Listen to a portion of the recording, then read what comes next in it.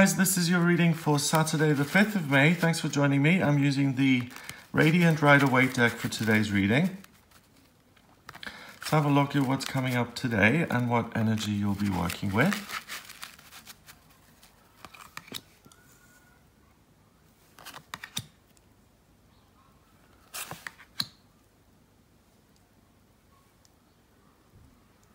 Okay, so we have the Lovers in reverse, we have Death, and the Five of Cups.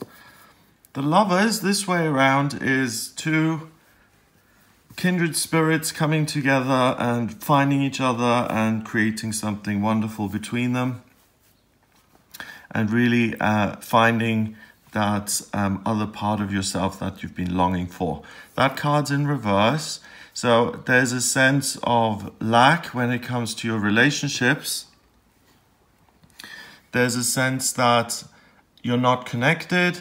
You look at relationships from the outside, looking in, rather than being in a relationship, and you've kind of distanced yourself from it. So it may be that your perspective on relationships has changed today, because you see things more clearly, you're not as involved personally.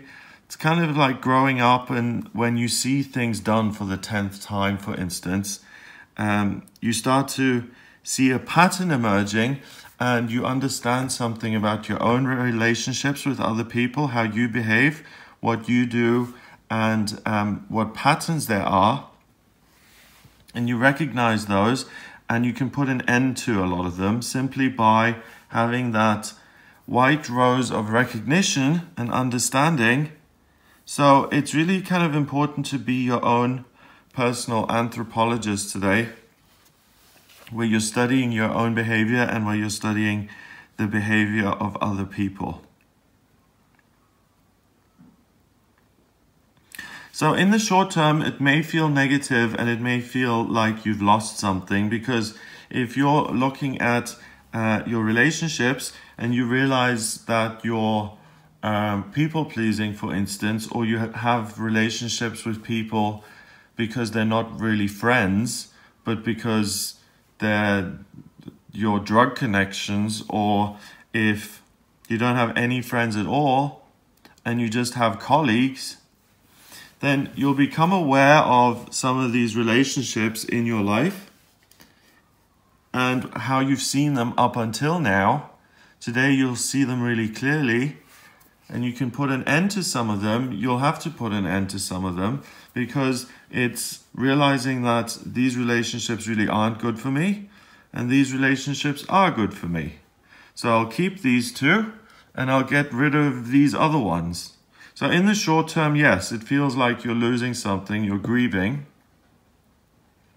But in the long run, you're actually benefiting, because you recognize the relationships in your life that are unloving, that don't serve you, that don't bring you anything positive, and you're letting them go.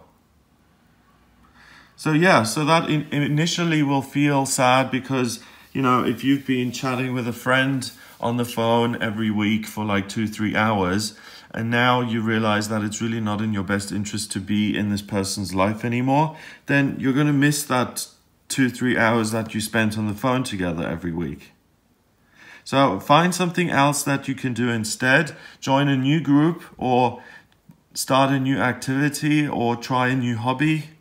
But replace that time with something else, otherwise you will feel it quite strongly. And it is kind of a grieving process when you lose a friendship or you end certain relationships, because when you change your playground and your playmates, you have to find a different way of communicating with other people that's healthier and that's more positive.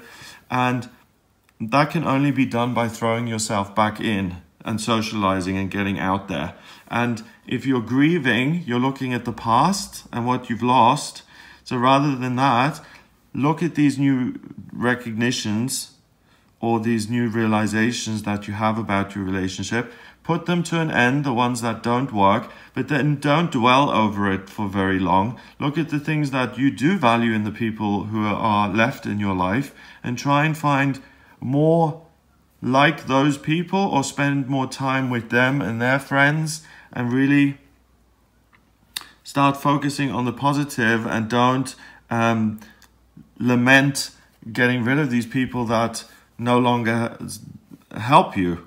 So it's like, you know, if I have eczema or something, and I'm cured of eczema, I'm not going to be in a grieving process that I've lost the eczema which has been bugging me. I'm going to celebrate and I'm going to cheer that I'm rid of it. Same thing with bad relationships. Even though it feels, oh, I've lost something here, in reality, you should be rejoicing and super, super happy and really impressed because you've got rid of someone who is really just a drain in your life and who makes things more difficult and who's just not helping you on your spiritual journey. And this recognition may be tough, but if you want to be surrounded by good people in your life, then you have to use discernment, and you have to kind of have boundaries and let certain people in and treat other people more cautiously.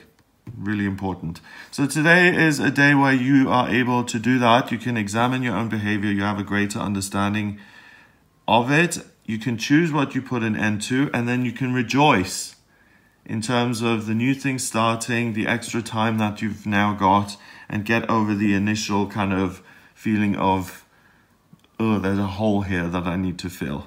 Number-wise, we've got 13, and 6 is 19, and 5 is 24, 2 and 4 is 6, and 6 is a temporary window of opportunity. So it's kind of like a reprieve. Someone picks you up by your hair and lifts you up into the universe and kind of dangles you around, and you're looking down on yourself, observing how you behave, what you're doing, running around after people or people pleasing, or feeling like you're not good enough, so you're overcompensating and laughing hilariously at people's jokes just to make sure that they like you and that kind of stuff. So look at that with both eyes open. If it's painful, then ask your higher power, your guides, to be there with you and to support you. But it's really a great day to knock some of these people out that need knocking out of your life. So I hope you have a wonderful day. If you would like a private reading with me, then please get in touch via my website. It's gregoryscott.com. Please remember to subscribe to this YouTube channel.